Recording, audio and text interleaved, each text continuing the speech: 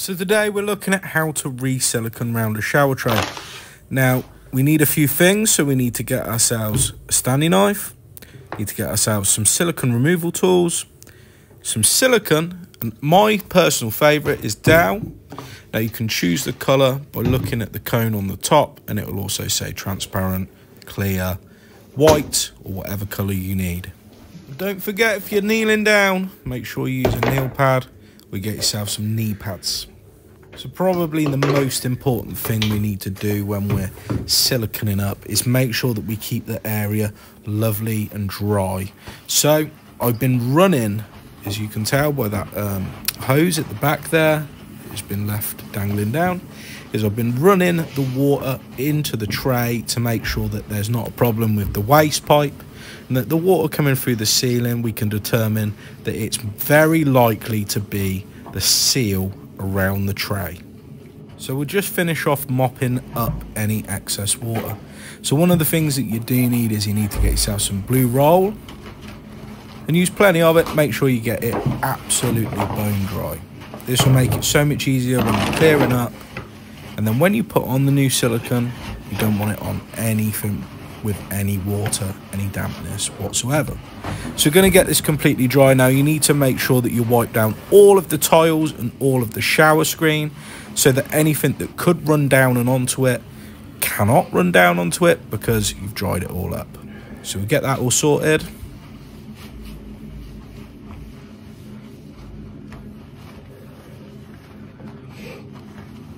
Now this does have a rainwater head, so if you tilt that to one side, it will just remove any excess water from the shower head so that it doesn't drip onto you whilst you're working. And we're going to put that hose up and out the way. So when you are removing the silicone, we need to use a Stanley knife. Make sure you've got a nice clean blade. And what we're going to do is we're going to cut from above, so from the tile down onto the silicone. We're going to cut straight down all the way along. Then we need to go from the tray. Now we need to keep this nice and horizontal, and we're going to score all the way down, all the way around, and that will cut out the majority of the silicone. Although there's loads of different knives on the market, you'll see why this silicone removal tool is actually, I think that's what they call it, a silicone removal tool from Nerrad, is one of the best that you can get. I think it's called a knife scraper. That might be what it's called. But as you can see, we've removed the majority of the silicone down that channel. Now, this is the advantage of this scraper, is that it's actually double-sided. So on the other edge, it's got a scraper blade. So you could use a chisel. You could just use a chisel. So it's nice and flat. You can actually get quite a decent angle on it. And we're going to scrape along both the shower tray, and we're going to scrape along the actual tile surface itself. Now you will not believe just how much extra will come off. So by eye it might look like you've removed the majority of the silicone. Actually there is quite a lot still on the tray and on the tile. So the more that we can remove, the better. If we can, this is one of those jobs where the longer that you take on the prep, the better the finished product will be. So if you take longer to remove as much as you can, then when you lay down the new stuff, it will have a better, decent quality.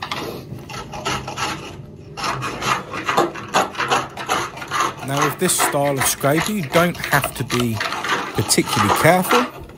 You don't have to be too delicate with it. You're not going to actually cut into the tray, and you're not going to cut into the tile and cause any damage. So you're just going to run that backwards and forwards along. Now it has a slight hook on it, and that's the side that you want to get into the corner. So that will actually dig into the corner.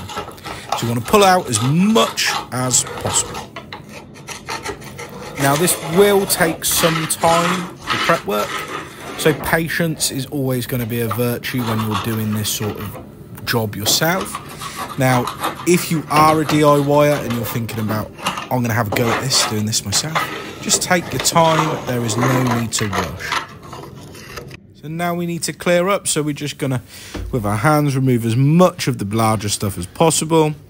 Now we're going to reuse some of the rags from earlier just to save how much waste we're actually using, how much waste material. I'm going to pick up some of that. Now using a damp cloth and the ultra grime wipes are very good for this. Now you can get antibacterial wipes, they will also help because you don't want any bacteria eating into the silicone. So we're going to rub along and remove as much of that as possible. Now if you have a hoover, that will be super beneficial. And we're going to get a dry cloth and we're going to wipe over. Now with a completely bone dry cloth, you can see there's picked up a little bit of moisture. Now that's just the moisture from the wipes. So we're going to get rid of that. And there we go, that's 90% of the job done, so that's all the prep work.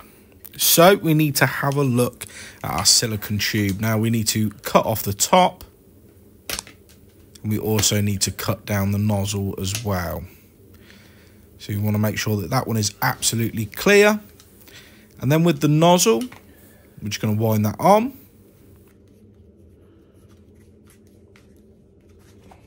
And we now need to measure up what width and what diameter the nozzle needs to be cut at. So if we actually go to our silicone removal tool, which is made by Cramer, this is a finishing tool, not a removal tool, sorry, a finishing tool. We can find out what millimeter size we want, and then we're going to cut across to that size.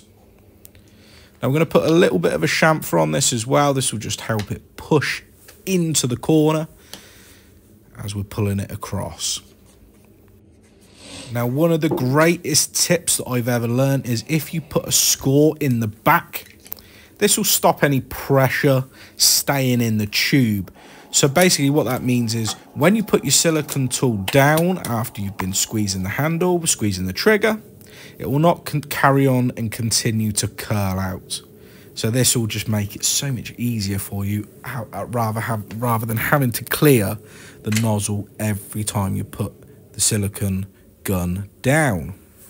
So we're going to lay out a cloth. Now I know that on your trousers is going to be the best place to wipe the silicone and wipe the excess, and that's why you see loads of siliconers with loads of white and clear patches all up their trouser legs. But we're going to use some ultra grime wipes because I've just got these trousers, so I want to try and keep them nice and clean.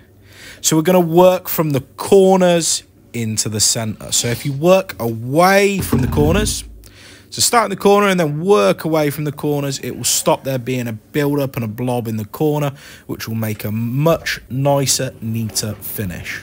So now that we've laid the silicone down nice and evenly, you don't have to worry too much about it being absolutely super neat when you're laying it down.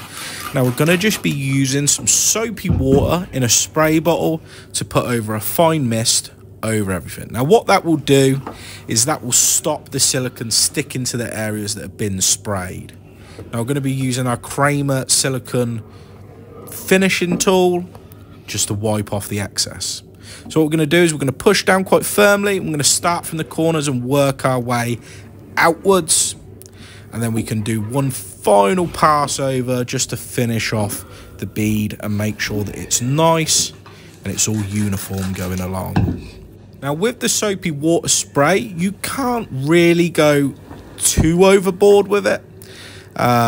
You don't want it completely drenched, but don't worry about potentially spraying a little bit too much, because there's too much would actually be like completely flooding it out. So that's just going to stop it sticking to the tiles, stop it sticking to the tray. Rub the silicone removal tool along. Now you want to be pulling with the flat face towards you. As you're pulling it towards you, you want the flat face towards you. Now they are chamfered on one side, so you want the flat face coming towards you. Well, if you haven't got one of these and you are going to be using your finger, which isn't recommended, is make sure your finger's nice and clean and spray your finger as well. So thank you very much for watching that video. If you did find this interesting, you'd like to see more how-to plumbing jobs, then this is the place to be. Hit that subscribe button. I could keep wanting to say hit that follow button, but hit that subscribe button.